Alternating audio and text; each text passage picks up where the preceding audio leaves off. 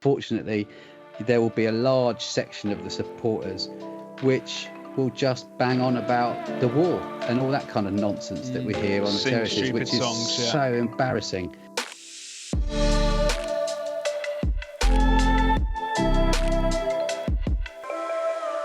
Welcome back to the Lose to Win podcast with myself, Josh, Jack and Ben. All three of us back this week. Hooray! After my failure to turn up on last week's Killer Pod. It's all right, mate. With it's Stu. Family first, right? Well, he didn't have his Man United ally, which was he was very upset. To be fair, it sounds silly. I didn't know he was a Man United fan, so I kind of. That's because he lives in Manchester. Why would he be? He was adamant that's a myth, isn't he? He said that myth's been busted years ago. I'm like, you sure? See you all getting back on the train back to London. But credit where credit's due. He's a proper United fan, and he was certainly passionate about it, wasn't he? Yeah. It was a great pod, by the way, I should say. And if he's listening, thank you very much for coming on, Stu. Because I think he will be listening. He's a regular. Yeah. He is. Yeah, it was brilliant. It's only because he's stealing our ideas, because he's thinking about bringing the Man v Fat pod back again. The official one back. Yeah. Waiting for our check in the post. Glamorous success, that we've had. Yeah. Following our pod with him, obviously the launch of the injured player membership actually happened, and the day after, wasn't it? And I took advantage of it. I reckon I was probably one of the first in the entire leagues to take advantage of it, sadly, because of my injury, which we don't need to go into. But it certainly has helped me. I think that saved at least, it will be 30 odd quid for the next 2 months, and my official date I'm allowed to come back and play football via Man v Fat is on the 19th. Of what? December? So December, yeah. So that won't means be till after Christmas. End of season then. That means it'll be the new year, exactly. Yeah. Unless we have I won't be able to do the friendly week, will I, or whatever we're going to do? Well, Let me just have a look at the calendar. You can if you sign up before that. But the problem is, of course, I am. The ruling is I won't be insured basically under the thing, so I have to take. Right. I cannot play 2 months, and I can't cut it short either. I can't say, I'm back now. That Friday the 20th. Are we due to have? I think we are, aren't we? Due to have a friendly week that week. Yes, potentially. Yeah. So the last of the season is the 15th. The week before is that? No, 15th. Sorry, 13th. Week before. 13th. Yeah. Yeah. So your starting weight TBC will be your last weigh-in, because you haven't left. So your last weigh-in will be your starting weight for the new season when you return. Yeah. So I'm continuing to weigh each week, and I can still contribute. So it won't be. Yeah, it will still be off the pitch. Okay. Yeah. So I'll bad. still be able to contribute to the team off the pitch, which I fully intend to do, and that's the idea behind the injured. Because I don't know, thinking about it, I'm not sure if I would or would not. I guess that's something to consider, but I probably would have backed out until if you know you can't play next for 3 season months, because I'm not paying. It's just, especially at the time of year, you don't want to be spending more money than you need to. But yeah, that's worked out well. Timing was ideal, and I want to stick with it because I've proven to myself that if I don't stick with it, the weight goes back on. So good.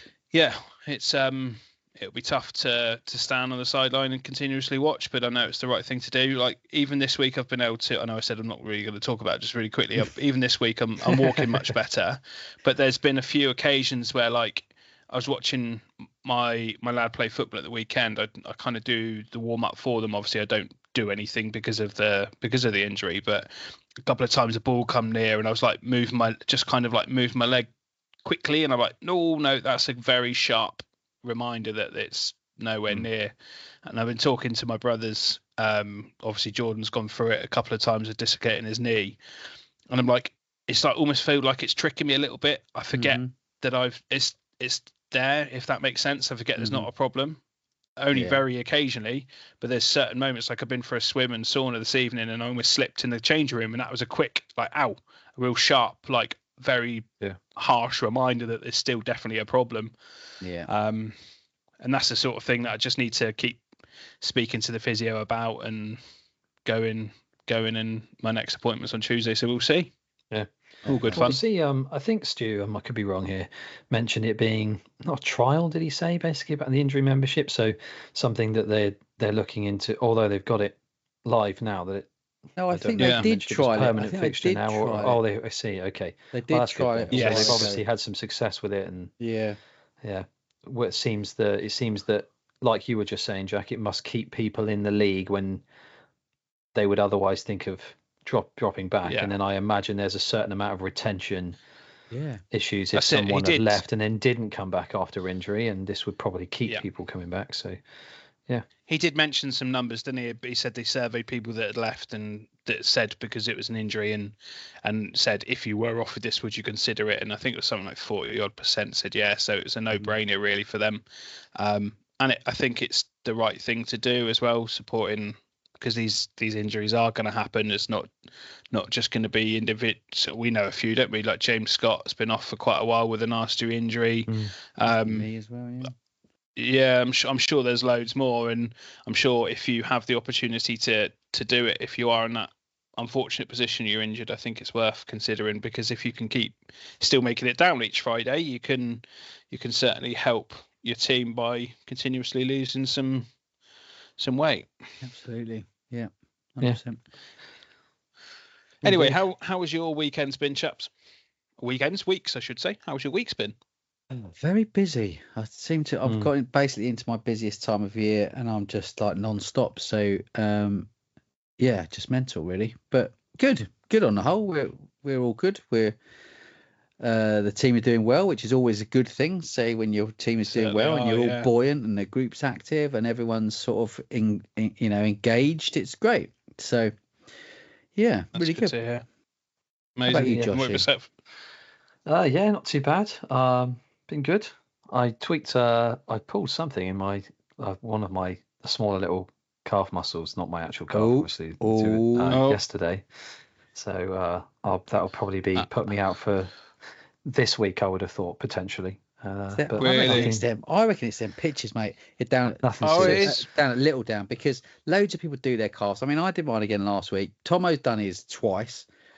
It's not just little down though. It's all the 4G pitches, isn't it? Do you remember Wenger used to not? Worse, though. Loads of players used to not play. I think Arsenal played somebody in a cup, I remember, on an artificial pitch, and Wenger pulled a whole load of players, including Danny Welbeck, I think, who's notoriously bad with some knee problems. He pulled a whole load of players from the squad, saying I refuse to play him on that pitch. Wow. There must be something to do with it, because it's quite a common injury. It seems to be. Maybe. There's less give, isn't there? So, for what I understand, especially for knee injuries where you've got mud or grass, you can, if you're sliding and your studs are embedded, they can twist. When it's into that 4G surface all woven together, there's no give, and that's where problems happen, isn't it? Yeah. So that's another reason why a lot of the women suffer ACL injuries, as well as some really undiagnosed issues going there. But a lot of them played for a long time on artificial pitches because they didn't have the facilities up to a standard to play on grass. Yeah. Oh yeah, all good fun. So it's probably more about the frequency you play on it. Yeah, absolutely. Maybe. Yeah. And the gut or the doesn't cheap really help boots me, I that don't you think. buy from China. Not me, mate. Not me. You know me. I'm going to buy 5 or 6 pairs of very bright colours and then just rotate them around. Yeah. But anyway, it was. How was the challenge going, Josh? That's one question I wanted to ask. How busy has your phone been? It's going well. It's been very busy, which is a good sign, I guess. I've been sent. I probably won't give a number away just now, but I have been sent quite a lot of snack ideas. When's it cut off? It's been piling up. It cuts off on Friday. So the cut off is midday on Friday, and well, then it's just going to give me some time to then, so you can say. Yeah. Well. Yeah, you can. Exactly the same time, but exactly the same time you get to this, it'll be 10 past 12. So how many have you had so far then, Josh? Oh, come on. I wasn't going to say a number, was I? But I think 170. But Ben said it's not going to come out. Yeah. It won't be out until good point. Yeah. Well, and it's going to go up anyway, isn't it?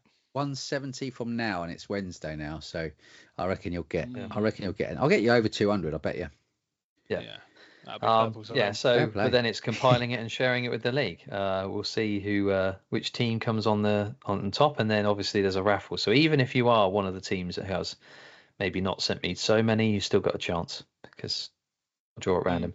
By the way, I should just note on that one for those listening, I've allocated your number 1 through whatever from the order you've sent it to me, and then I'll just pull it digitally from there. Yeah. So and how many goals are available? I'm sure you said in it, but how many goals are available 2. So from the raffle? Just one for the winner of the raffle, just the one. So that's going to be like a 1 in 200 chance. Well, yeah, it depends how many people have sent multiple options. No, that's right. That's a good point. And then one for the team with the most unique snack entries sent. Okay. Cool. So, for example, if one team has sent me the same snack as another team, that's fine. But if 2 people in your same team have sent me the same snack, then I will remove it. Yeah. I see. Okay. Yeah. So, we'll see. There's been a few of the same things. And I look forward to seeing the list of definitive low-calorie snacks that we can then engorge ourselves with without the guilt of ramming down too many snacks. Yeah. I got to be honest, right? I was thinking since you launched this, I actually started thinking a bit more. I mean, I've been calorie counting anyway, but I'm thinking a bit more about what's in what. And my missus bought a couple of like chocolate puddings that went in the freezer a few weeks back as a little treat. And it was over the weekend. And I think it was after dinner on Sunday. And I really fancied something sweet after dinner. And if historically I've just had like a yogurt or I'll have one of them little like 70 calorie whippy bars, something like that, or a little bit of dark chocolate. But I said, I really fancy one of them chocolate puddings. Shall we have one? She was like, oh, are you sure? I was like, yeah. We'll get them out, defrost them out of the freezer. And I did the really stupid thing of having a look at the calorie count on the back of it. Oh no! Right, and they were only little. They could only have been probably about the size of about the width of a tennis ball, maybe, but like an inch thick. So these little chocolate brownie pudding type things. 500 calories. Jesus. Yeah. And I was mega. like, what? How? Yeah. How is that in there? Well, I'll just give you one of the ones that was sent with me. What about jelly? A number of people seem to be having those little Hartley's jelly little Hartley jellies. Yeah, but some of them do like no really low calorie. They're nothing, are they? They're like They're 10 calories or something. Yeah, exactly. It's all the for the sweet tooth. It's all the artificial sugars, isn't it? Sugar, it's all the artificial sweetness. But I couldn't believe it. I was like, Jesus Christ! And back in the day, we used to get by the little puddings, like the little tiramisus and stuff like that, and we'd have a couple of 3 of them a week. Yeah. Hence why I ended up at Man vs Fat. Yeah. Needless to say, I did eat it and I felt quite guilty, but I made up for it the next day. Yeah. Whilst we have people's attention and they don't get bored when Josh is talking about fancy football at the end, I've got a public service announcement about the Christmas drinks. So that has been confirmed and booked. I saw that. George Taps. So George Taps, 14th of December, the day after the last day of the season, at George Taps in town from 7:30 onwards. No dress code unless you're Ryan. You've got to come as an elf. And wearing Christmas jumpers. Oh, if you want to, mate. Yeah, it'll probably be a bit warm in that sweaty place for Christmas jumpers. If you want to, you do. But yeah, it is just an opportunity. There's no cost involved. I had to pay a little deposit, which I'm sure I'll get back. And we shall have a merry old time drinking calorie-free beer. Absolutely. Guilt-free beer, probably more. It's all no calories in Christmas. Mince pies, calorie-free, nothing in them. Yeah. I was going to say that dinner you have on Christmas Day, whatever, has got no calories in it. No, none at all. Absolutely zero. No. And then do it all again on Boxing Day if you're like me. Two big families to deal with. It's all good fun. Yeah. Well, it's funny you should say, just as a quick thing before we move on. So about this challenge, the intention essentially is for people to be sharing a little bit more, share their ideas a little bit more, because obviously I'm not saying we have this tendency in the league at all necessarily, but I imagine there's a few people who go about their days and they have some of these snacks and they never think to say, oh guys, have you tried these? Yeah. And it might be something that someone else is going, oh wait, actually I'd love that kind of thing, and it would stop me from eating another thing that's even worse. And I think because everyone's so busy, it's quite hard to say that you can just going to keep sharing that. So I figured it would be a good incentive or a good chance to think I collaboratively. totally agree with you, mate. And I think it's Share also a bit ideas. about what we said before about people. Not everyone is a foodie. You know, not everyone like is really fully engaged with making food or seeking out food and thinking about new things. And they eat what they eat, you know, and they struggle. So, you know, if anyone can share anything that someone might look at and go, do you know what? Actually, I've never tried that, so I might give that a go. That would stop me from shoving whatever into my face. I think it's an absolute win. So.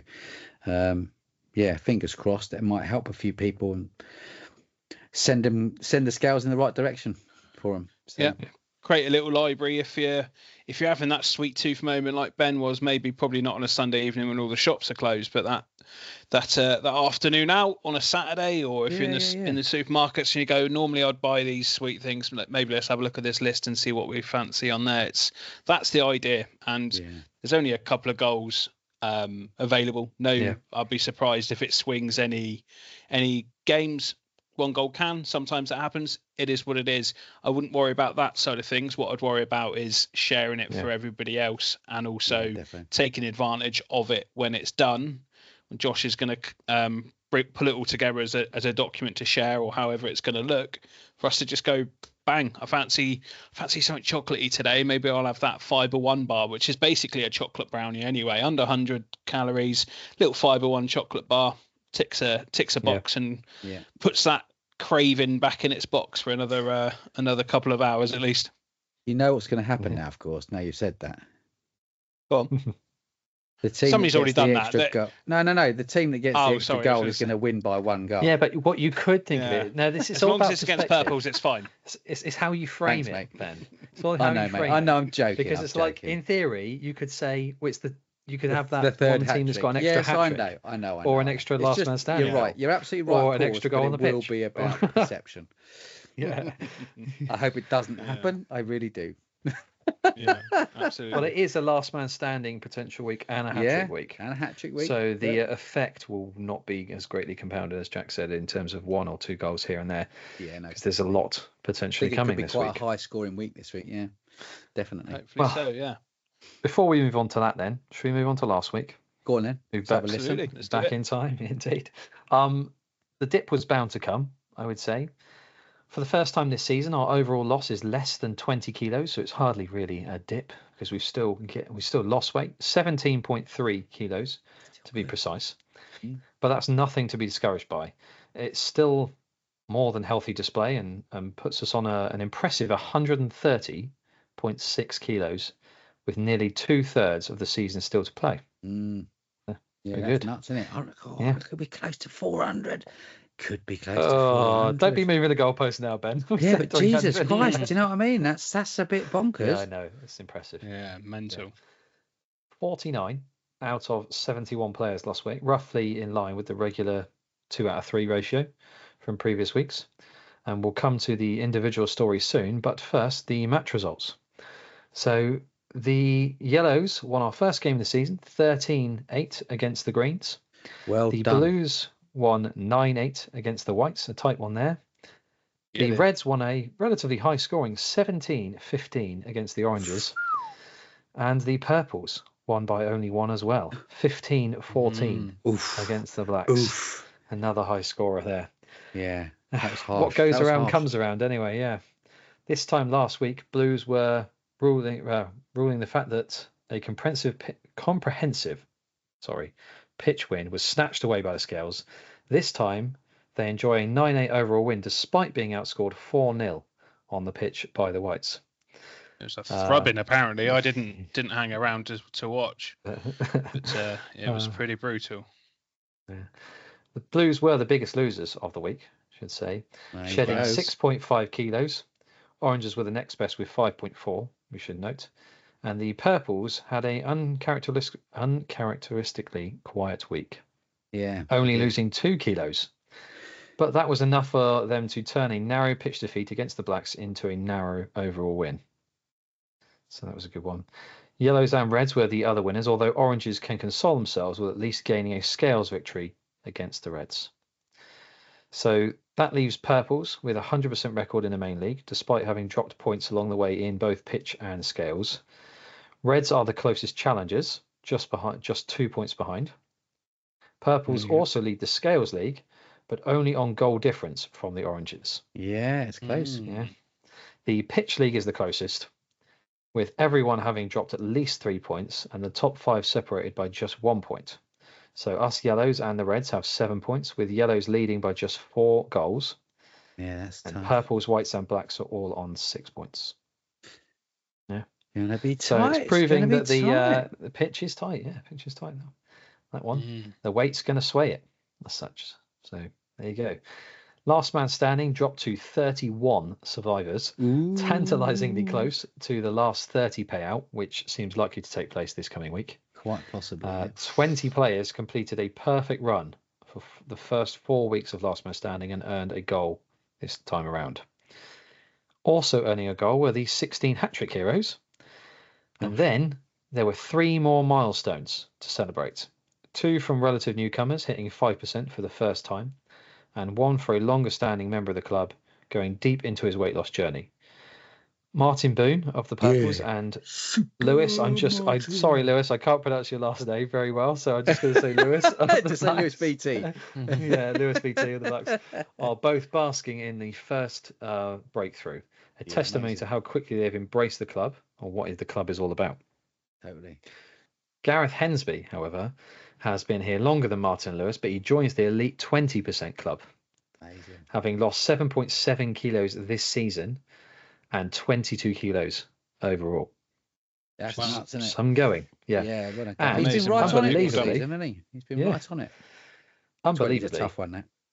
Maintenance is now less than 2 kilos away. I think he'll do that this week as well. Yeah. It's just a big poo, isn't it? Pretty much. You know he's going to rock up in maintenance against us, don't you, on Friday? Yeah, go on. Do it. I know he's Come on, man. Come on, Gareth, mate. Come on. We wouldn't be surprised to see him achieve it before too long anyway, so let's just hope it's this week. Well done, Gareth, Martin and Lewis, and keep it going, lads. Go on, lads. Good work, chaps. Yeah. Really good. Once again, Team of the Week is led by someone in their first week after establishing a baseline, although this time it's a familiar face returning to the club rather than a complete newbie. So Phil Haley has started like a comet, losing 2.6 kilos this week. Phil. 2 men retained their places from last week, James Hunt and, well, I'd have to check my notes here, but I think it's Josh Buxton. Surprise. Of the Blues, of course. Josh. Yeah, here's the lineup then. So we have Phil Haley with 2.6 kilos, Josh Buxton with another 2 kilos, Harry Reid with 1.8 kilos, Mike Morris with 1.8 kilos, Lewis, VT, I should say, 1.8 kilos, James Hunt with 1.7, and Gareth Hensby with 1.6 kilos. Nice. Yeah. Good work, G. Good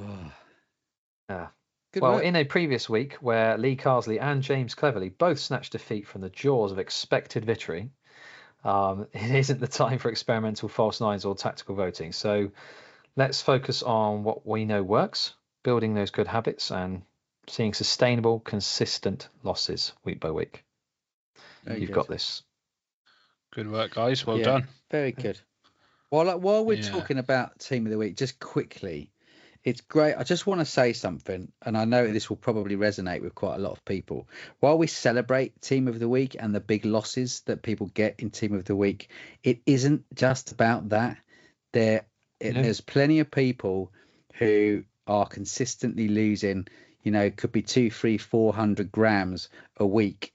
And don't beat yourselves up if that's what's happening, because the scales are going in the right direction, and that's equally as important as anyone losing 1, 2, 3 kilos. So I know we do talk about Team of the Week, and I know we picked that up. I just think it's really important to remember that any loss is a good loss. So well done to anybody who's managing to do that on a weekly basis. Yeah, and I think what Josh Buxton is doing is kind of disproving a myth or something that we've always stood by, that to stay in that Team of the Week is very, very, very difficult, as he's proven to do it as long as he has.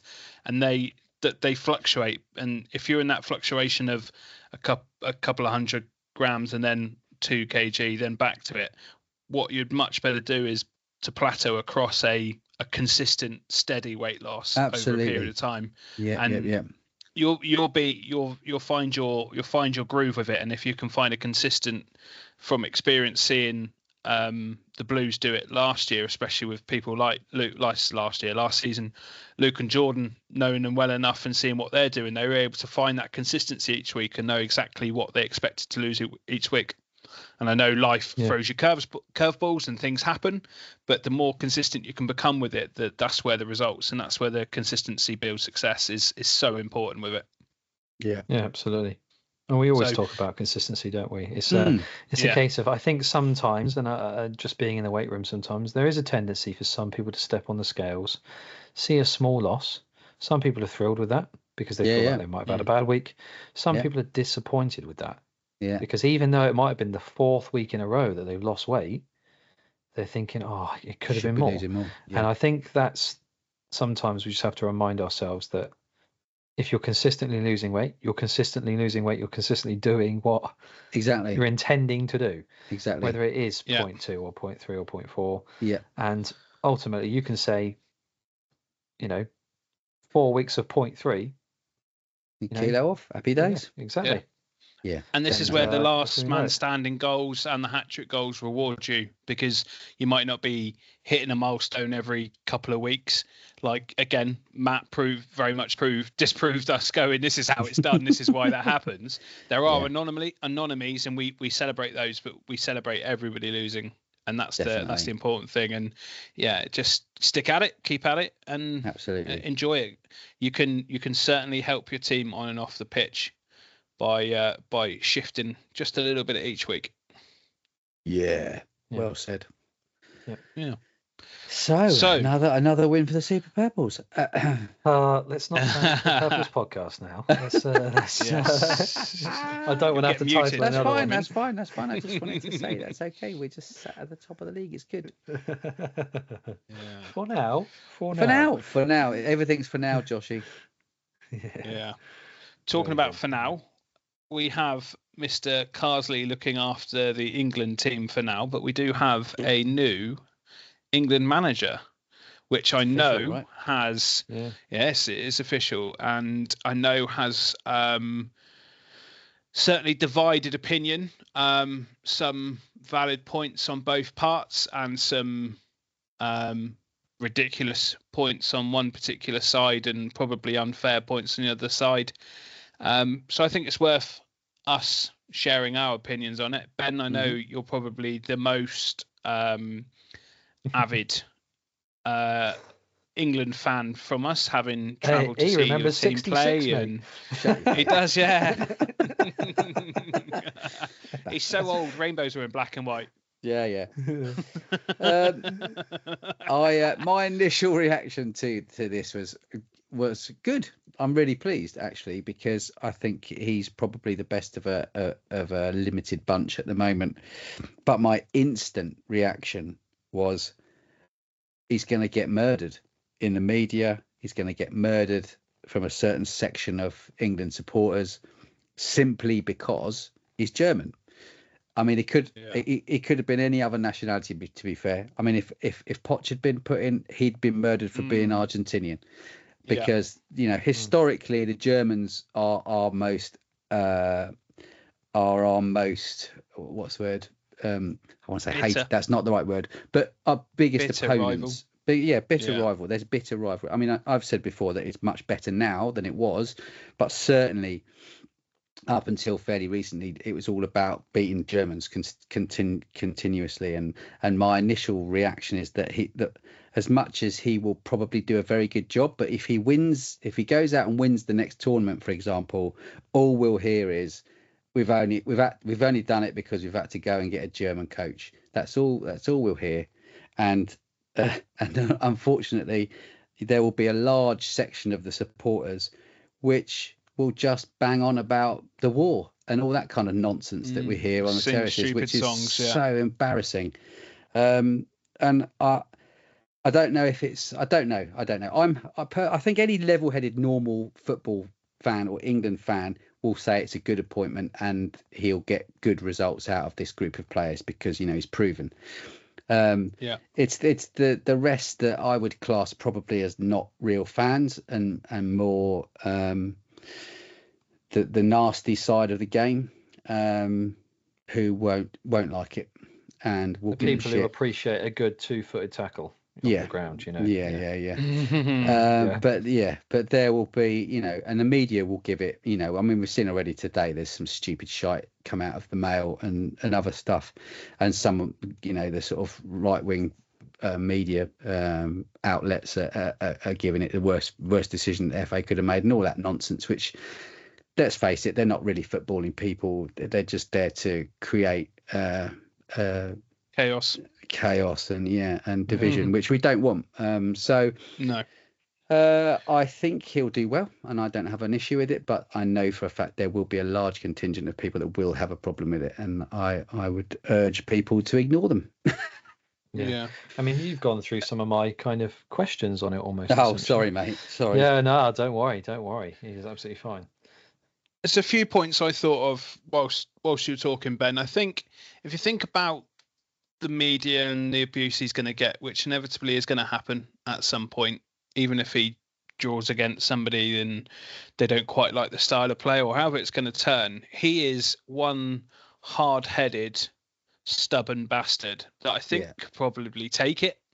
I think that may have been in, just thinking about it when you were talking, I think if you were to pick one manager that you think probably would just go, don't care, it's likely to be him. So I think that may have been considered, or if it hasn't, it's something that I can see him being.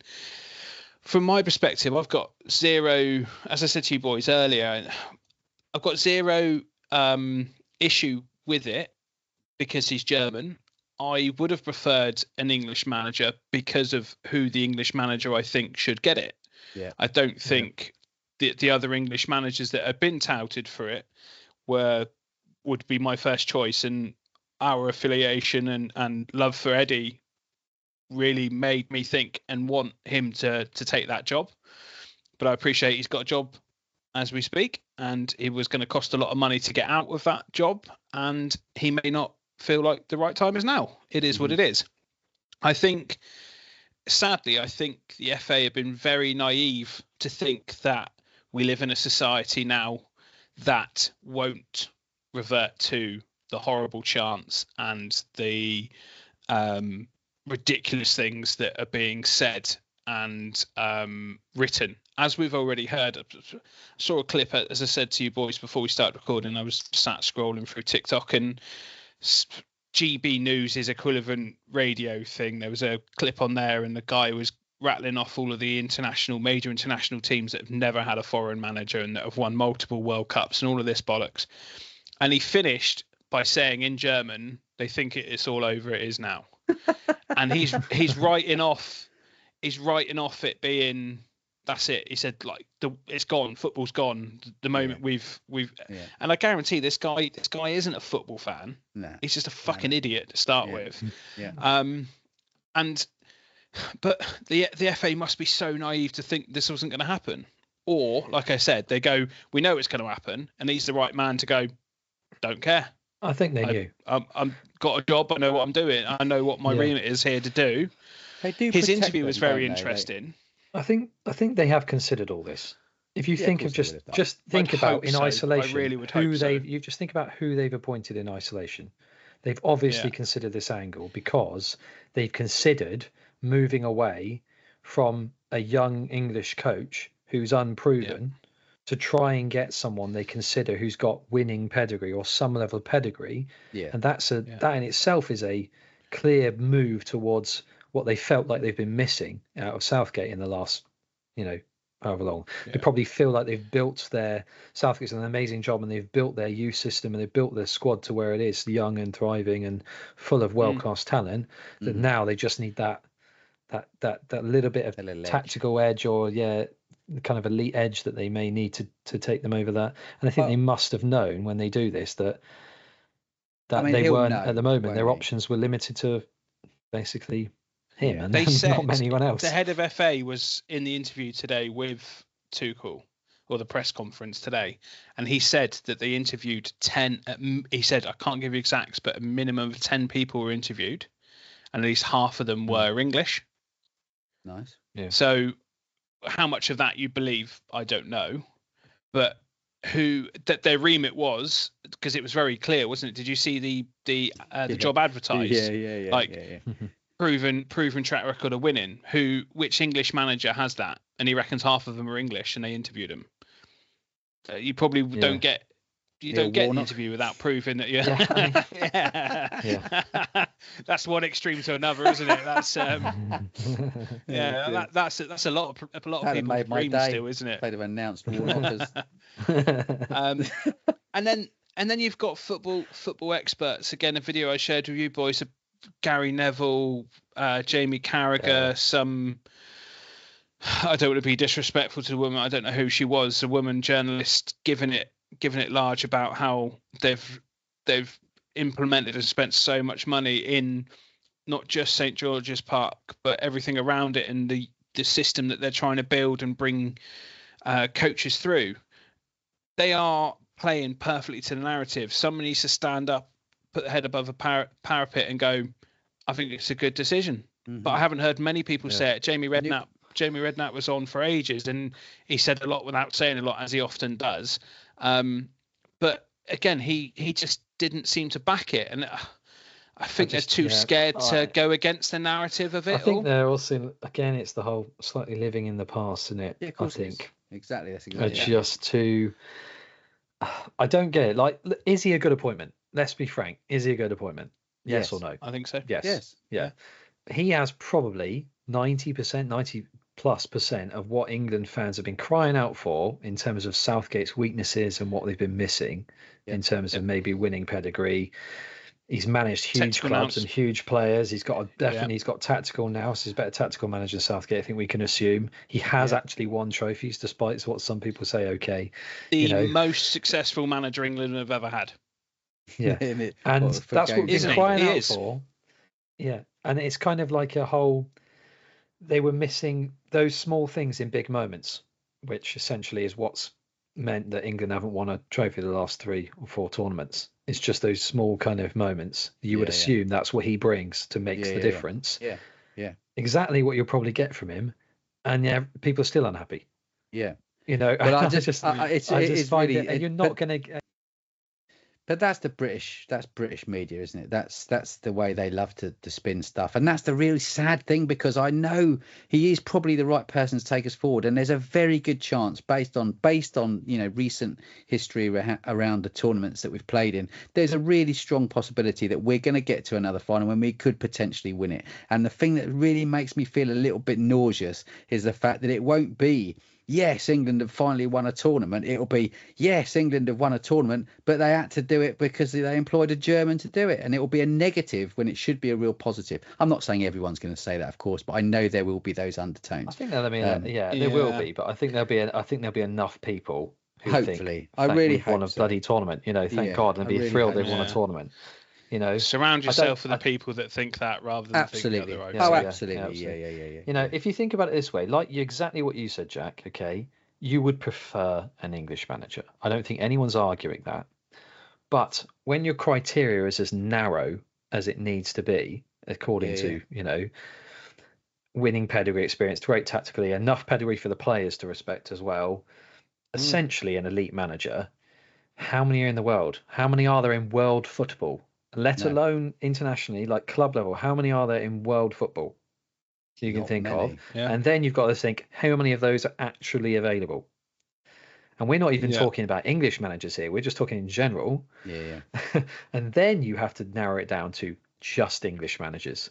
And then it's like, how many of them? And I would say, in my mind, there's probably one person, and he probably doesn't even meet some of those criteria that I would think that people would agree with. We were talking about Eddie Howe. Yeah, there's probably one person, I think that's Eddie Howe, who I think would meet the most of that criteria essentially, but not all of it still. Yeah. And so it's like, well, how many more boxes does he need to tick? And it's just for the fact of where he was born and what his nationality is. I just don't get it. The only other argument. Go on. I was going to say the only other argument, because we've had this before about not employing a foreign manager, and we're not even just talking Germany, we're talking foreign in general, is about how they communicate to the players. Is the language barrier a problem? in terms of And getting it's ideas absolutely not, across. is it? That's clearly not the case. No. So there's not even that angle. We've had Capello before, for example, who's been a proof of that's an issue. Mm-hmm. But It being a disaster. Tuchel's not going to be the case, is it? It's just not. No. Tuchel's managed in the Premier League. He knows, and everything that was said about him, and he said in interviews today and press conferences today, is that he loves living in this country. He's never moved away from this country. He always kept his home here while he was Bayern Munich's manager. Yeah, he had a house there too. Being German makes sense, but he considers England to be his home. I'm not saying, great, that's amazing, let's watch him sing the national anthem. That's not what I'm saying with that. What I'm saying is that he understands the league, bar Jude and Kane, that play outside of the Premier League. He understands the pool of players that he's picking from. Where the majority of them play. He understands how the expectation is from the fans. He understands a lot of the players. He's worked with a lot of players. My God, if he can get a tune out of Kane like he did at Bayern Munich last season, and how well he got Reece James playing at Chelsea, if we can get Reece James back fit and actually on a football pitch. There's two players that could be absolute worldies for England and really make a difference. It's just so shit and sad to see. It almost feels like it is a mistake because of how other people are going to perceive it, even if we don't think it is. It almost feels maybe like that's a good thing for him, though. Maybe he starts as a bit on the down low. People are going to expect him to fail or whatever, or don't want him to do well. So maybe that'll give him the sort of spur on to prove them all wrong. And I really hope he does. And I just hope that he does understand what kind of a job he's taken on. I'm sure he does, but sure he does. I'm sure he'll kind of keep himself out of that. Where's he kind recently of been? Chelsea, PSG, Bayern Munich. It's not like he hasn't won been something everywhere. Get that kind of pressure, is it really? True. So, the England management job is probably the worst, the most poison chalice there is in the game. I appreciate that. I would agree. But it's more just kind of a different level. Again, back to exactly what Jack was saying. He's not going to care, is he? No, he's not. And he's one of the questions he was asked is like, do you understand the pressure of the job and how does it compare to others? And he said every job has been different. He said already I'm in this position, and after speaking for 5 minutes at this press conference, I get what this means. I get the pressure that is behind it, and I'm also here to fulfill a dream of winning a World Cup. Fair play. And so what else do you want as an England fan? What else do you want? Like you said, Josh, he's ticked every possible box they've asked for. He's proven to be tactically astute, understands how to get the best out of players. Yeah, he might cause trouble in boardrooms because he doesn't get players that he wants. Can't do that now. Like that's gone. The only big negative against him, and everybody would always say he storms out of somewhere because he falls out of people. One, can you blame him for falling out with the Yank at Chelsea that was buying every player that he didn't want and throwing money at everything? He doesn't have to worry about that anymore. He knows his remit. He knows what pool of players he can pick from, and if he can find a little diamond in the rough, somebody like Morgan Rogers that might break through and become a worldie. Imagine him with centre mid when he's on form with the likes of Rice and Bellingham. Well, it's exciting. It's exciting. I don't even think he needs that. The squad is just unreal already. It is world class level. But there are people that have proved that you can't actually just bung them all out there and hope that they'll do well. But that's why his tactical knowledge will come in. Correct. I think we just have to leave that to him. He just But just on that note, I think it was just quickly. Can I just say it was quite interesting watching Carsley's team selection against Greece, because I think it was brilliant. I think it was an absolute stroke of genius because he did what everyone has been screaming for, and it didn't fucking work. And for me, that's brilliant because it shut everybody up. I know maybe people would argue that tactically it wasn't quite right, but at the end of the day, he did what everyone was screaming for. Get all the talented players on the pitch, let them have a go. And they were crap because they couldn't play together. There was no consistency in that team. People didn't know what they were doing. And that just proves the point that you can't just throw all the talent at a pitch and expect them to go out and win it. And I quite enjoyed it, to be honest. And they claim that he signed his contract last Tuesday. So Carsley knew. Oh, so Carsley knew he wasn't going to get the job. He didn't want it, he wasn't going to get the job when he did that. Well, I think he said it kind of makes sense now. Going back to Lee Carsley, it kind of makes sense now because he was set up to. A lot of the questions he was being asked post the Greece match, he was set up to fail. The questions that he was being asked, he doesn't have the experience sat in front of the world's press, answering the questions and being asked the question again slightly differently by a very clever journalist that's trying to trip him up. And he was naive. He come out and said, "Oh yeah, we tried it for 20 minutes yesterday in training." That type of thing. We'd have a go. Probably definitely shouldn't have been said, but it proved his naivety and that he wasn't the right man for the job. And if you believe on the face of it, them saying the decision was made last Tuesday and he signed his contract last Tuesday, then fair play. They said it was delayed. Just to add some context to it, they said the announcement of it was delayed until after the international break had finished.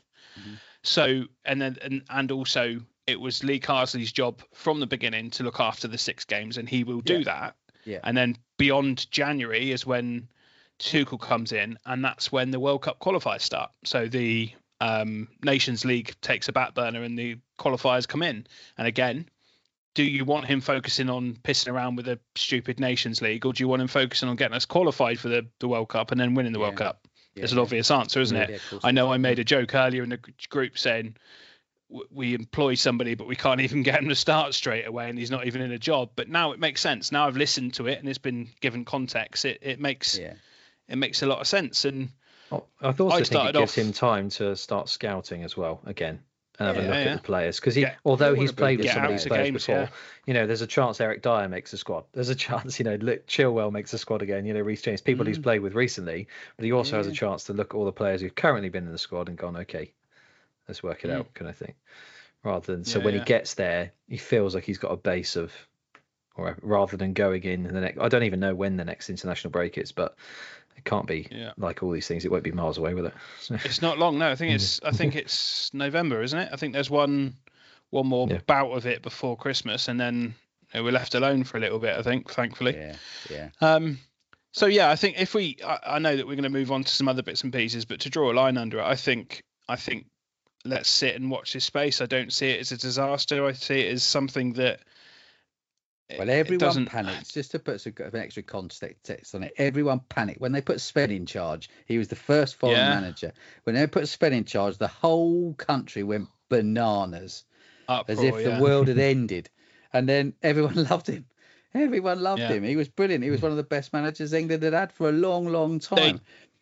What I found with Sven is they definitely loved him more after he'd done the job than when he was doing it. Though absolutely, he become a bit of an icon, didn't he? Capello was a fucking disaster, but Capello a little bit could barely speak English and knew nothing of the English game. I think. But he had too much Italian arrogance. I think that was his problem. He was like, he took ketchup away. He upset them all by taking Sven was ketchup just away. so chilled out and so laid back. He was like, he was brilliant, and he was he's loved by all the players, and the fans certainly loved him as well. Yeah. So there you go. Absolutely. I was going to say, you were saying about before we move on, but I did actually have a question I did want to ask you guys. So, but a lot of this kind of criticism is born from the fact that there aren't any elite English coaches in theory. So what can the FA do or football do to help drive more English coaches to that level almost? Or is it just off the back of your own? Because I think we discussed Eddie Howe ad nauseum before, but like he's someone who will be there or thereabouts, I would assume, if he's not considered elite already. Next time round, who else after that? I personally think that the problem we have with coaching is that no one really wants to do it. They all want to be players because of the level of the Premier League, and that all young players seem to aspire to be Premier League players, and the money that surrounds that. We don't have a huge amount. There's more now, but we don't have a huge amount of players that go out and play foreign football. It's certainly on the increase, and that's great. It's great to see that players are going and signing for foreign clubs. But historically, we haven't. It's all about playing in the Premier League, and they earn so much money from that they don't need to go into coaching. A lot of the players that do well in coaching are foreign players, they all have I'd say 90% of them have a history of playing football, but not maybe not at that kind of level. And I'm not saying that there aren't players that English players that go into coaching and do very well, but they generally start quite low down and then sort of build their ways up. But I don't think there's the hunger there for English players to be coaches. I don't know. I find it really strange. I think there's a different mentality behind it. I think a lot of, I don't know. Yeah, it's a fair point. I think a lot of the hopes were pinned on Gerrard, Lampard, those type of players. And sadly, if you look at the three biggest names of past times that are now managing in terms of English players, Gerrard, Lampard and Rooney, they've all become memes or taken the piss out of it. Every opportunity. They're all set up to fail. They're all thrust into jobs. I think Gerrard probably deserved the Villa job after doing so well with Rangers and winning them their first league title in 10 years or 15 years or whatever it may have been. But then he got found out at Villa, didn't he? And if you look at Villa's team now, without going too far off it, Emery hasn't changed a great deal in terms of the personnel within that team and has got them to the Champions League. Gerrard obviously had those issues. Lampard took on a poison chalice at Everton and actually did fairly well in keeping them in the league. Very, very well to keep them in the league, actually, because they looked doomed. But they're not even considered for mid-table Premier League jobs now. Even the bottom jobs, they're not even considered. And I think the press have done well enough to shoot them down and give them so much bad press that they won't be considered.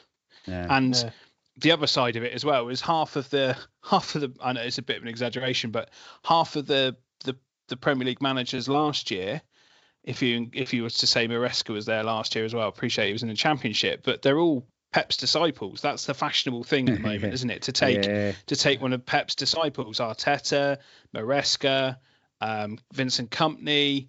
That is where the next kind of chain of managers I see that will be successful seem to be coming from, and given a chance are those managers. And at the moment, look at the teams they're managing; they're doing pretty well, aren't they? All the top teams: Arsenal, Chelsea, Bayern Munich. What can you say to that? They seem to get the big jobs as well. It's hard to see where the next one comes from if it isn't Eddie. Sean Dyche was suggested, and he's I think probably too old school and too shit. Yeah, too shit. Yeah, I was trying to find a nice way of saying You've got people in there. You think about it. Gary O'Neill at Wolves. I know Wolves are doing poor at the moment of the season. Gary O'Neill is in. You've got people like Graham Potter, who's obviously not got a job at the moment. I know McKenna's literally just come up with Ipswich, but he could be on the radar in a few years. You've probably got several in the Championship, which I can't really think of at the moment. Maybe Michael Carrick, for example, at Middlesbrough. Michael Carrick's Carrick. not a bad shout, actually. So Carrick will be next Man United manager, I think. Could potentially that was be. After Ruud van Nistelrooy. No, I reckon they get rid of a lot and go with him. That's my gut instinct. But you're right. Somebody like that they need to start giving them a chance, but they also have to deserve it, don't they?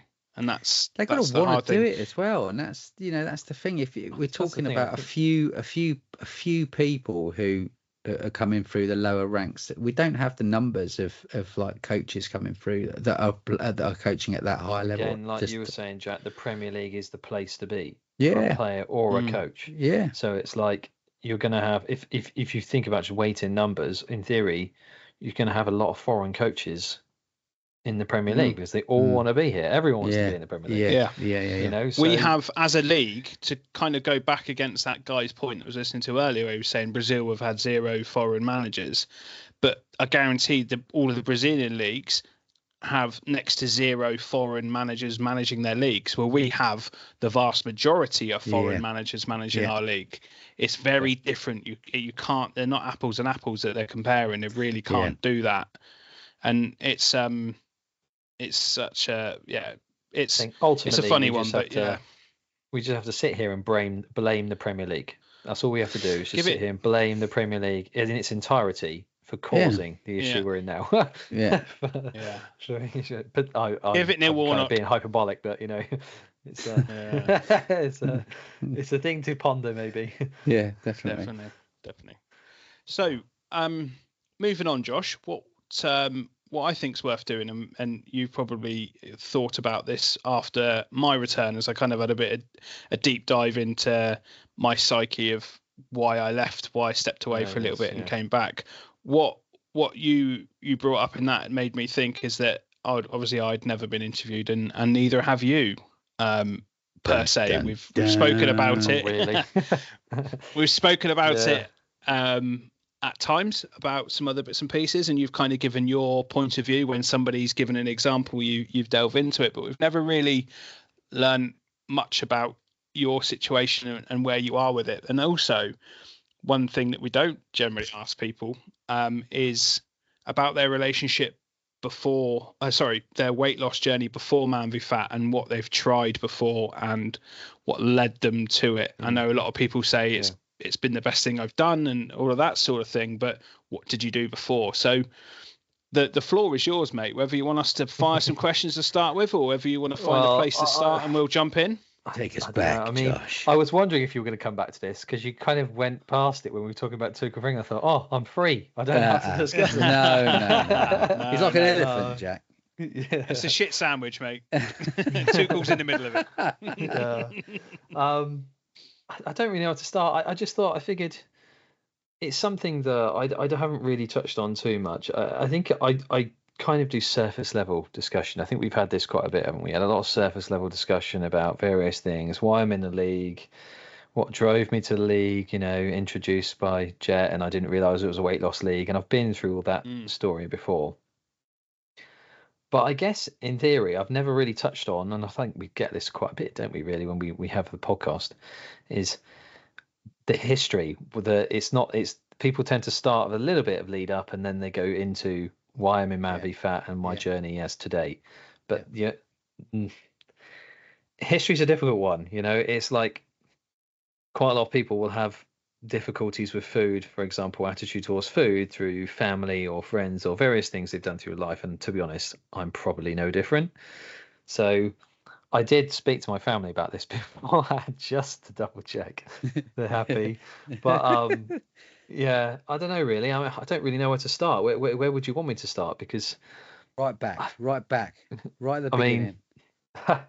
When else? I don't know. When else? Have you ever tried? So, from personal experience, I tried Slimming World with my wife, and that for me didn't work. And I was surrounded by middle-aged women. Not saying my wife is a middle-aged woman, but middle-aged women that were sharing recipes about risottos that were making each other, and sat around, and you got a bowl of fruit if you were the biggest loser that week, or that sort of thing. Not knocking it, because it's clearly proven that it's worked, but not really the environment for me. And I, as you can imagine, very quickly gave up on it and thought I could do it myself. Have you ever tried anything before, or have you just lived with it and gone, did you ever feel like, man, I need to sort myself out? Or did you stumble into the league, like you said, with Jet? I've had several moments in my life, adult life, where I've thought I need to sort this out. Don't get me wrong. I think a lot of people have, but I've never really acted on it. I've never really got to the stage. I think I just consider myself young and, fairly, I'll get there, It'll be something I work on down the line. Yeah, exactly. And then the year goes by, and then another year, and then another year, and another year, and you kind of don't really think about it. It is strange though, because in my youth I was pretty active. I mean, I played football since I was pretty young, 5 or 6 years old, I think. Well, I don't know if that's young nowadays. Might be considered too old. But through to 15, 16 when I was in, and I moved abroad. Even then I was fit. I was doing basketball and football still there. Then I came back and I was still doing kind of sport, etc., team sport. So I would say I was probably 19, 20, and then I went to university, and that's when I started adding. So what happened at that point then? Did you stop playing, or did you just? I stopped playing. Stopped playing and started eating and drinking. On my degree, and just slowly. Yeah. In my own time, it's probably the first time I was really out of my house. First time I was kind of away from family, or left to my own devices as such. And I think you just, Yeah. I still needed to mature, you know, and there's an element of I need to cook and I need to do these things and keep on top of it. And at that time, I'll be honest, I had disposable income. So it was easy for me just to go, oh, I'll just pay for this, and not really think about it. And it slowly moved on. Now, I come from it from a little bit of a different angle because my family, we've kind of all had a bit of a history with our weight. You know, we still struggle. I mean, I've got three sisters, a brother, etc. So, and all but, you know, a couple of them have struggled with their weight. They don't mind me saying this. I've, you know, that we've discussed this before, but that it comes from you know, an attitude towards food and how your parents have kind of gone through their lives with their weight, etc. And they'll both admit that they've been overweight most of their adult lives. And by the way, this is no way a blame game at all in any way.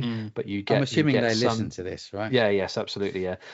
So it's just you just pick up on small influences, maybe subconscious, that you don't really think about. Yeah. And I think that's crept into my life in general. Yeah. So I've kind of been trying to fight against that for a while. I think there's an element of that, but there's also just an element of, you know, not being careful enough, and you just slowly let it go. I haven't, as you back to what you were saying, I haven't actually tried. I didn't really try anything specific before I started Man v Fat. Even when Man v Fat came along, I was kind of thinking, oh, this will be a good idea because honestly, I do need to lose some weight. It wasn't you know, Seek it out. I didn't seek it out per se. I didn't stand there and think, God, I'm desperate for this. I need to get involved in something. It was very much an opportunist thing. It just came along, and that's how it worked. And you know, I still struggle. So it's, you know, still struggle with a lot of things to do with trying to lose weight. You know, you get into the habit for years and years. I mean, it's probably 7 or 8 years I was, you know, before I even considered it. So of being overweight. So as a single man, you fend for yourself. You sort your own dinners out now, right? You're just cooking for yourself, or do you share the responsibility with housemates? I occasionally cook with housemates, but mostly it's kind of fend for yourself. There's all different schedules. It's difficult to just say I'm going to cook for 5 people, whatever, not knowing if they're even going to bother, you know, even going to be in the house kind of thing. So it's mostly a fend for yourself kind of thing. I'm pretty good at being prepared and having a meal plan and kind of cooking pretty regularly, but it's like many things, you know, you get to the end and I go, oh, I've got a day, I need to go to the shop. Oh wait, no, I'll do this instead because I haven't got time, or various other things. Some bollocks excuses sometimes, you know, life gets in the way, etc. And then it's the day after that, but what are you going to do for the day where you don't have anything in the house and you haven't prepared? Oh, I don't know, McDonald's, who gets, you know? So it's things like that I have to fight against, complacency like that. If I'm honest, my biggest thing is I'm actually quite an anxious person. I might not come across that way sometimes, but I think I mask it quite well. I actually am quite an anxious person. I tend to eat when I'm anxious and eat when I'm worried. I worry about all sorts all the time for no reason, in my head a bit too much. So, and I think you might have noticed sometimes I'm quite well prepared for things ahead of time. And I do that because it tries to alleviate that anxiety, that worry about what could happen or what could be. And so I over prepare all the time for things. And then there's the opposite end of the spectrum where I'm so laid back and practically horizontal that if I'm comfortable with something, I then I don't have that, I get complacent. So I don't have that push, that, you know, probably not enough push or drive to then overcome it the other way, if that makes sense in a weird way. It does. No, I'm not a psychologist or anything, but it's more just two ends of a different coin. So I tend to flip flop between those two different areas, and so if I get anxious or worried, I tend to eat. But I've got much better at pre-planning and get ahead in myself, and then eating maybe 2 or 3 portions of that healthy thing I ate rather than one portion of, say, McDonald's, which is ultimately going to be better for me, and then I've just got to keep planning ahead. So, yeah, that definitely affects things like portion control and that. But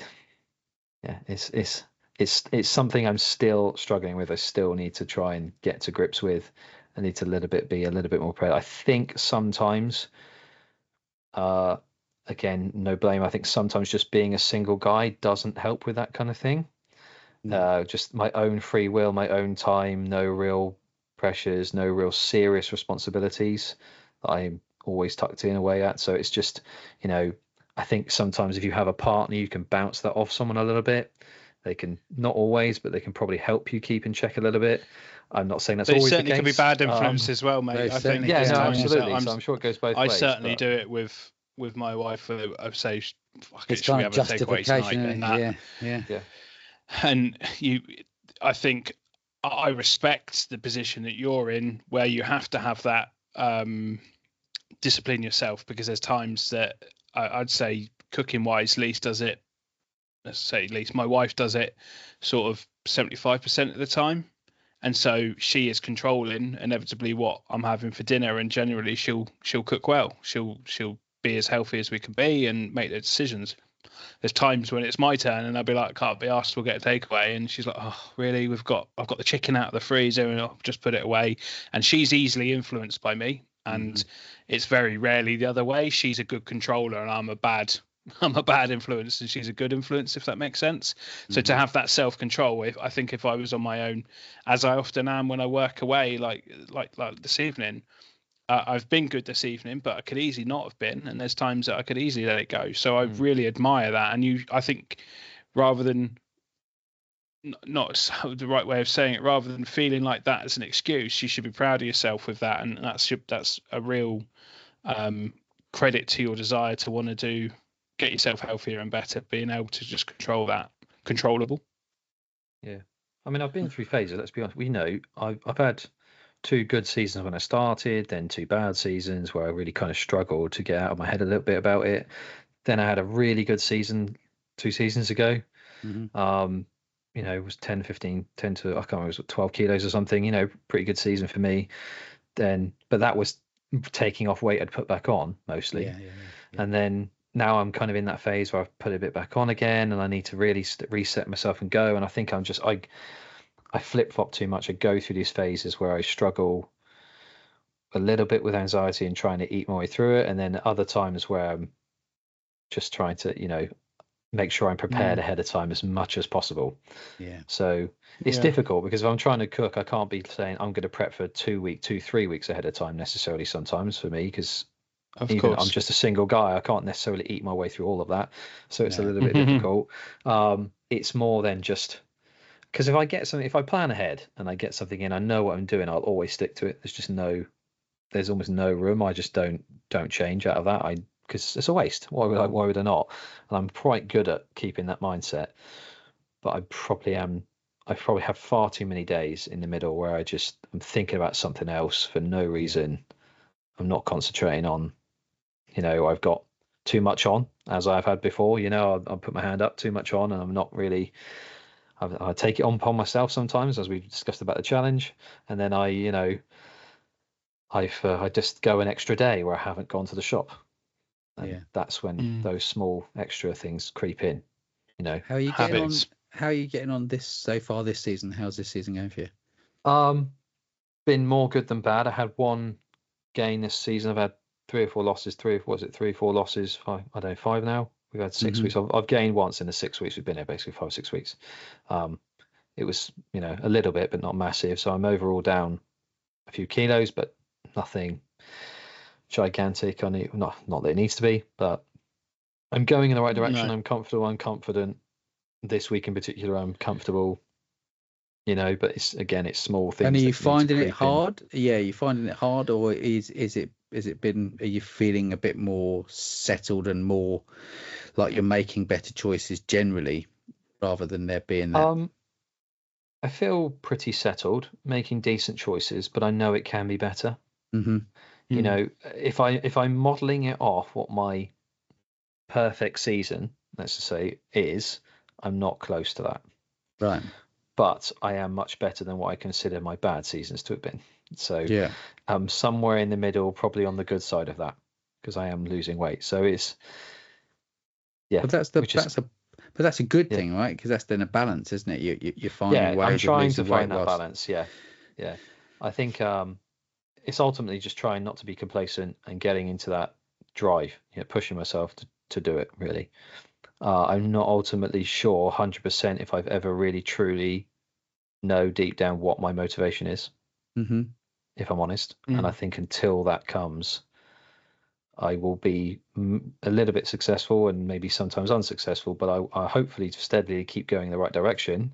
Yeah, well, that's but the there's key, always isn't that it? thing in the back of my mind where unless I've truly got to grips with what that motivation is, that ultimate goal, that ultimate like drive to do it, I don't feel like I'm going to continue struggling, but I feel like it's going to be an up and down thing, hopefully mostly down. So, and that's where the league has helped me keep it more consistently down than up, because I have lost weight since I started.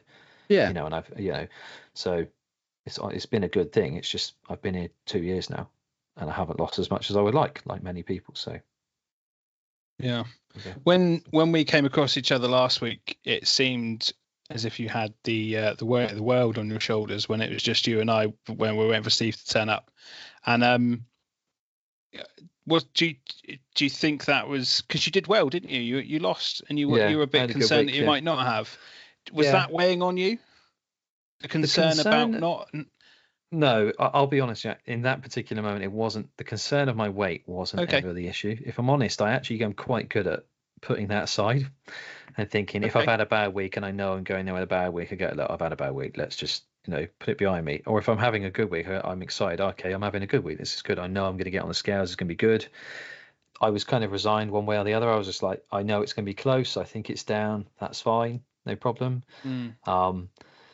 It was more that particular week. I was fine. I was just more just a case of I felt maybe a little bit burnt out. But as you get as happens, sometimes you get there and maybe you're not 1,000,000% excited to be there.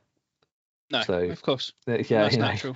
And that's fine. But I was there and I lost weight and I played the game and all was well, So the very fact that I was physically there when it could have been really easy just to turn around and go, no, not this week.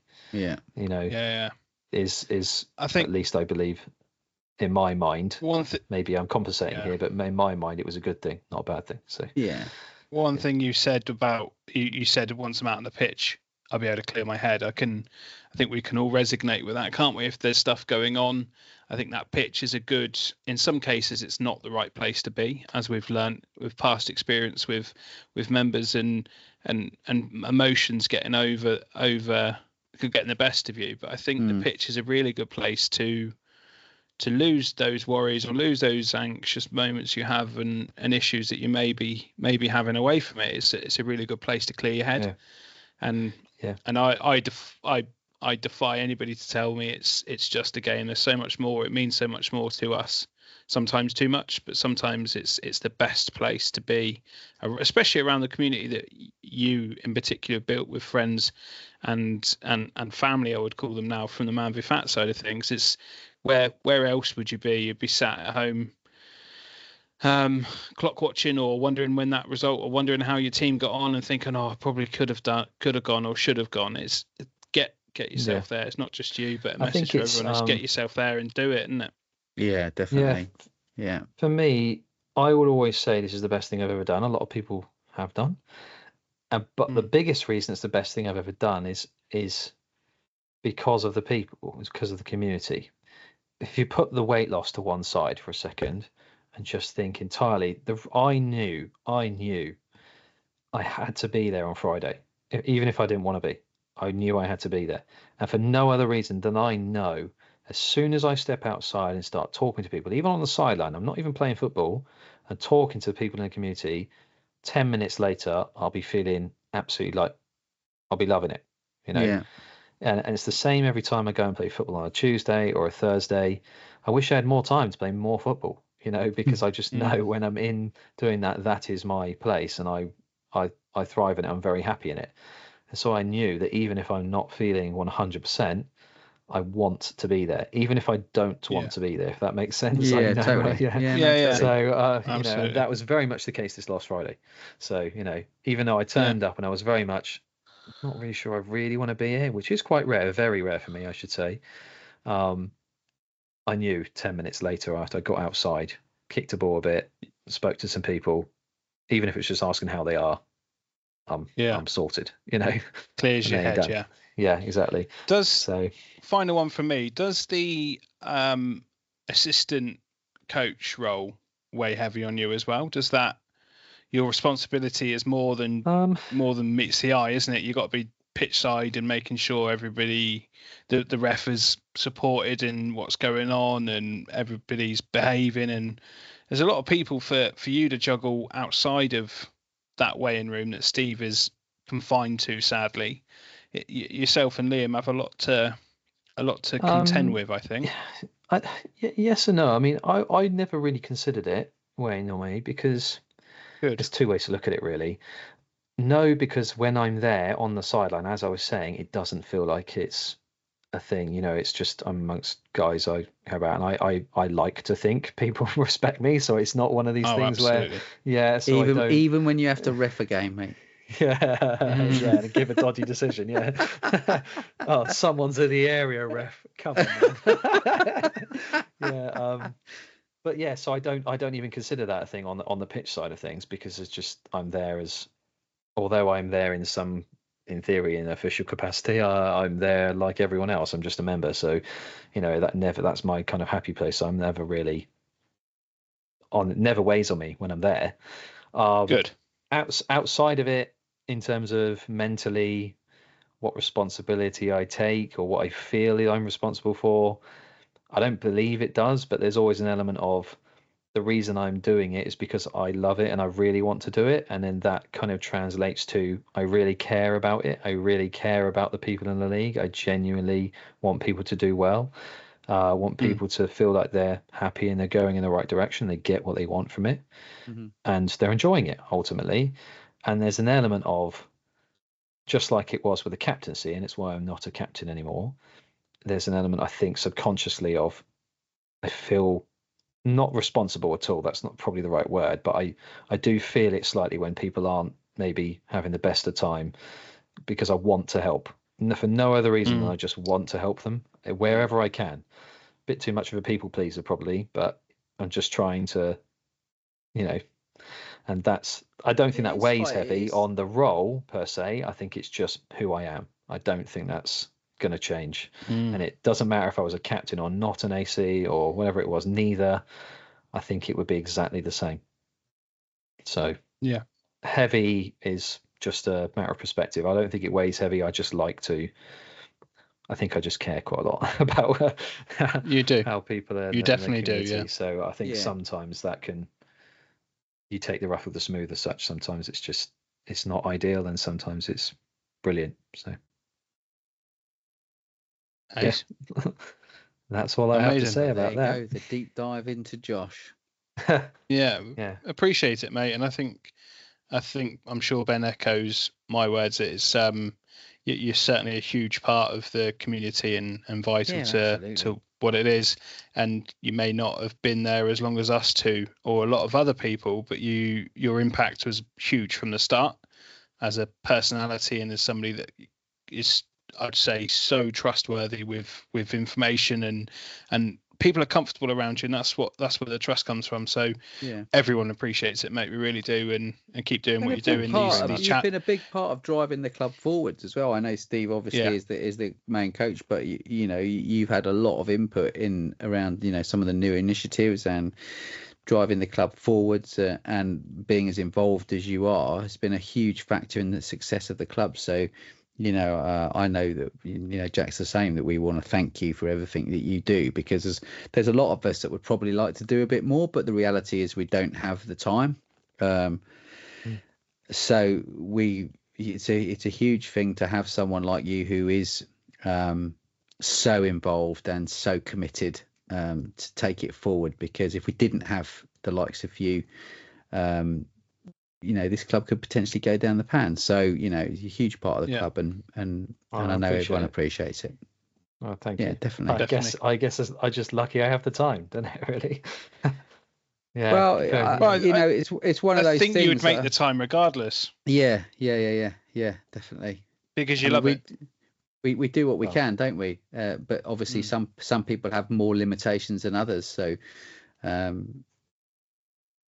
I'd love to play football 3 nights a week, but the reality is I can't. A, physically, and B, because I just don't have the time, and I also have a young family to look after, and it's different people have different constrictions over their lives. So, the fact that you do have a little bit of extra time, but the fact that you've chosen to use that to put into this, I think speaks volumes. So you could be doing something else, mate. You could be down the pub on the piss every night. You could be gambling your life away. You could be doing all sorts of different things, but you've chosen to input the energy into what we all believe is a really worthy cause. And I know there's a lot of people that thank you for that, mate. So keep going. I do appreciate it. I mean, the club's just full of people, and it's full of amazing people who would dedicate. It is more than they have time to this, and the people in particular. So, and that's what makes the club ultimately. So, absolutely. Talking of time, do we have time to do a little bit of fancy football as the Premier League is finally returning? Thank God. Come on, Joshy, give us your words of wisdom. Let's just have a little look at the league. Shall we have a little look at the league? Go on. Which league, Ben? Man v Fat Bournemouth or the fancy any of them, football, mate? Any just of top them. of everything? Any of them. Just look at any of them. Natural born winner, aren't you? I have to admit, I haven't even considered fantasy. Don't crow too soon. I'm not crowing, mate. I never crow. You know me. I'll wait till it's done and dusted, then I'll have my moment. So fantasy. The only question mark I've got is Saka's fitness, as it's he'll be fine. A game that I'm sure he will be, and like every manager that's ever managed him he'll be on that pitch. Of course he will. I was talking as I was saying earlier, I'm off to the Bournemouth Arsenal game, and I think Bournemouth shouldn't be taken lightly by Arsenal. Yeah, it's they shouldn't be taken lightly by Bournemouth, but I think they shouldn't take Bournemouth lightly. Get my wording right. But I think you'll see Saka on the bench, and he will play some part in the game. But I think he will be on the bench. That's my gut at the moment. I've never seen Arteta bench him when he's been even remotely fit. Like ever. I've seen him sub him, but not bench him. Yeah, he's not starting on the bench. Yeah. So I just get that can't feeling this week. I might be. And Arteta's quite good at veiling it, but we know what he's like. He will if he's remotely fit, he will play. I just think he'll play. He might not play all 90 minutes, but if he plays 60, then I'm happy with that. He's going to be in my team regardless. He's staying there. I've got him in fantasy. I've got a triple Arsenal. I've got Raya and Gabriel. At the moment, I've still got Trent. Can I take him out? Luis Diaz. Okay. Cole Palmer is ridiculous. Now I know he's got some bad fixtures coming up at the moment, so I'm actually not quite as worried about getting him in immediately. But in a few weeks' time, I'm going to want him. I'm really just going to want him, but he is quite expensive. Mm-hmm. And so the only way I can get to him, in my opinion, is to sell Trent, go down to someone else, like a Aït-Nouri or a Nico Collins, not Nico Collins, Collins from Brentford anyway, or someone like that, and then upgrade Luis Diaz to Cole Palmer. And that means I can keep Saka, because that's ultimately what I want to do. The other way, the easy way, in my mind, is to get rid of Saka and get Cole Palmer. They're not too big. They're not too different. Well, there you go. If you can fit both in, it's ideal. And still have Haaland. And I've done that as well. So this is who I've got. Difficult. So I've got Onana in goal, Gabriel, Vardiol, Virgil van Dijk, not Moise Kean. Keane from Everton. That Moise Kean did used to play for Everton, but Keane, the defender. Luis Diaz, Saka, Semenyo, Smith-Rowe, Palmer, and Haaland. So I've shoehorned. I've played my wild card and finally shoehorned Haaland in, but I've still kept my very strong. No, I got rid of Salah. Yeah, Salah has. I I stuck with him for too long. I captained him for too long, and I've missed out too much. I've got myself in a relatively healthy position in the league by. You have, mate. That's only because of Haaland blanks. A couple of Right. Haaland blanks has got me up because I was the only one without him. So that's I got to a point now. I starting to think that I was. You're only needing 3 to points switch it behind up. Josh. Well, there you go. Well, and I've done that without Haaland up until this game I'm week. the So expert, as you would put it. You are, mate. You're a resident expert. I like to think I'm still in it now, sat at 5th. So we'll keep plugging away. Well, we're all in the top 5, see how it so we comes, must know something. Yeah, I mean, there's the only things around my team are that I'm not sure whether I'm going to be keeping Liverpool assets very long because they've got Chelsea and Arsenal in the next 2, as an example. But I mean, they're a good team. Obviously, potentially could win the title. So they're obviously a good team. And Trent is the best defender, but he's just so expensive. People like Luis Diaz and Gakpo and whoever else you've got on that team, like Jota, they're all just minutes risks, which is they're brilliant when they're playing, but they're just minutes risks. And I don't like that in fantasy. I like sure things, which is why people like Mbeumo, who is just killer for Brentford, he's not massively expensive. In my mind, I don't like using the word the essential, but he's one of these players where I'm just like, you have to have him, in my opinion. Morgan Rogers at Fulham, because he's only 5 million and he plays 90 minutes. Not Fulham. Villa. Yeah, plays 90 minutes for Villa as a number 10. I mean, come on. He might not have scored loads at the moment, but he will eventually. Yeah. And I saw him in the flesh Friday night at Dean Court. Sorry. Yeah. No, yeah. So yeah, I saw Rogers in the flesh Friday night at Dean Court with the England under-21s, and I'd seen him play for Bournemouth a couple of times when he was on loan, and he's a million miles better than he was with Bournemouth, and his stature, he's so big, like you don't realise how big and strong he is. He's really come on as a player. I was really impressed. And another player I was impressed by, and one to keep an eye on, I'm sure I'm not the first one to mention him, is James McAtee. Of course, he's a City player, but he scored an absolute worldie of a free kick and then a last minute winner. And his free kick was the type of free kick that was so close to the edge, so close to being a penalty, it probably would have been a penalty, but it was literally the edge of the box. And the type of free kick that commentators go, he's got no chance, he's got to get it up and down. And he didn't need to, he just literally rifled it, clipped the underside of the crossbar, and it went in, and it was a hell of a free kick. So it was nice to see it. Ethan loved it as well, but really it's a shame for a fantasy perspective is he won't get minutes of fantasy. No. But keep developing. It's another one to keep an eye out for. And then I mean, in my mind, there's a kind of quite a template.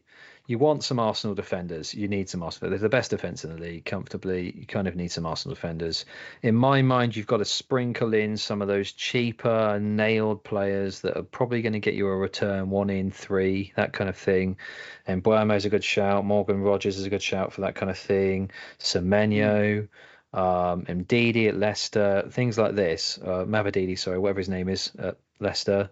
Yes. Then you people like that, basically, that you've Eze even at Palace, people like that kind of price range that are just going to tick over nicely. And then you want a couple of premiums in the team. So you want your Haaland, in my opinion. I think he's, again, essential is the word, but I think he's pretty much necessary. Saka, I just think is so consistent. Again, Arsenal got great fixtures, so I don't think there's any. Well, not maybe in the next next 3, but next 3 or 4. But after that, it's basically they're a sure thing. He's just going to play all the time. So that kind of thing, and that's looking at really the what fixtures, it is. And then just a couple of really cheap players who might get minutes, like Greaves from Ipswich, that just fill it out. So looking at the fixtures, I think I would stick my neck out here after Bournemouth, and I can see Bournemouth scoring because they generally score against most teams at home. After Bournemouth, I don't think Arsenal keep a clean sheet for at least 3 weeks. I think, not saying maybe necessarily they won't win, but you got Chelsea, you got Liverpool, and you got Newcastle. Newcastle maybe, because depending on their striker issues, but I don't know much whether Isak's on the way back. Josh, do you know much about him? I know a lot of people have dropped him out of fantasy football now, but I can't see many clean sheets over the next 5. I think maybe Bournemouth only as the next one, but we shall see. I think the only thing I would say about that, and particularly from a fantasy perspective, is that clean sheets almost seem like a thing of the past. So if you're, from a fantasy perspective, what you really want is attacking potential. Gabriel, we know from set piece, he is targeted for set pieces. So if you want anyone as a defender, the most chance of a clean sheet and the best attacking threat from his defender is Gabriel from Arsenal. So that's what you want to do. It's a bit like having Trent. You know that Liverpool might not keep many clean sheets, but he might score a goal. He might assist a goal. You know that's going to happen.